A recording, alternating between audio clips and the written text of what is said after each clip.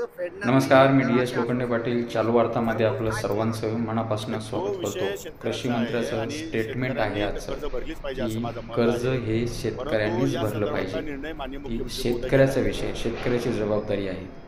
मी तर म्हणतो महाराष्ट्राला मिळालेला हा सर्वात वादग्रस्त कृषी मंत्री आतापर्यंतचा असावा, कारण या कृषी मंत्र्याला शेतकऱ्याचं काहीच पडलेलं नाही.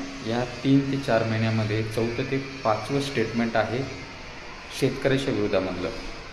कारण यांची जी बाईट्स आहे त्या चॅनलला किंवा ह्यांच्या पेजला जाऊन जर बघितलं, जिथे जिथे त्यांच्या बाईट्स आहेत तिथं अक्षरशः लोक यांना शिव्या घालत आहेत.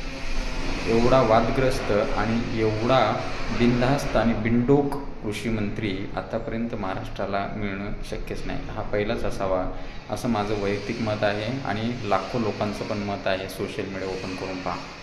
आता ह्या कृषी मंत्र्याला एवढं भान असायला नको की बाबा ठीक आहे, आम्ही शेतकऱ्यासाठी काहीतरी करतो आहे, आम्ही शेतकऱ्यांसाठी कर्जमुक्तीचा पण उपाय काहीतरी योजणार आहोत, शेतकऱ्याची कर्ज शेतकऱ्यांनीच भरली पाहिजे. मग काय तुम्ही भरली का आतापर्यंत, असा प्रश्न पडतो ना. तुमच्या घरून आणून भरले का शेतकऱ्यांनी? नाही ना, शेतकऱ्याचं कर्ज शेतकरीच भरतो आहे. पण तुम्ही थोबाड उघडलं ना ते निवडणुकीच्या अगोदर की हम यूँ करेंगे, हम त्यों करेंगे, कर्जमुक्ती करू, 7/12 कोरा करू. मग त्याचं तर काम आहे विचारणं, तो विचारणार. मग आता त्याला उत्तर देणं तुमचं काम आहे, त्याला व्यवस्थित उत्तर देणं तुमचं काम आहे. शेतकरी हा भारताचा पोशिंदा आहे. शेतकऱ्याला राजा म्हटलं जातं. तुम्ही राजाला भिकारी करण्याच्या मागं का बरं लागलं? राजा जर भिकारी झाला तर तुमची काय अवस्था होणार आहे? कोणामुळं आज तुम्ही सत्तेवरती आहे, कोणामुळं आज तुम्ही त्या ज्या चेअरवरती बसलात कॅम्पसला, हे शेतकऱ्याचा सिंहाचा वाटा आहे. आणि तुम्हाला जबाबदारीचं कृषी मंत्रीपद दिलं आहे, तर तुमचं वक्तव्य हे वादग्रस्त नसायलाच पाहिजे. तुमचं वक्तव्य शेतकऱ्याच्या बाजूने असायला पाहिजे. शेतकऱ्यांच्या संवेदनशीलतेचं तुम्ही अंत पाहताय. तुम्ही जी काही त्याच्यामध्ये संवेदनशीलता आहे त्याचा तुम्ही अंत पाहताय आणि त्याला डिवचण्याचं काम करताय. अरे तो 12 सालाची 12 महिने संकटामधनं जात असतो.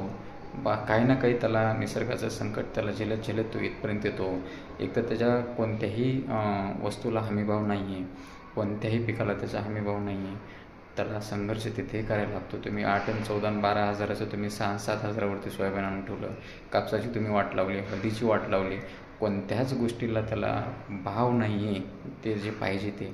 आणि वरनं तुम्ही त्याला डिवचण्याचं काम करता आणि त्याच्या जखमीवरती मीठ चोळण्याचं काम करता. कृषी मंत्री साहेब, हे मी म्हणत नाही आहे, हे लाखो लोक महाराष्ट्रातले तुम्हाला शिव्या देत आहेत. थोडं तुमचं आवरा. धन्यवाद.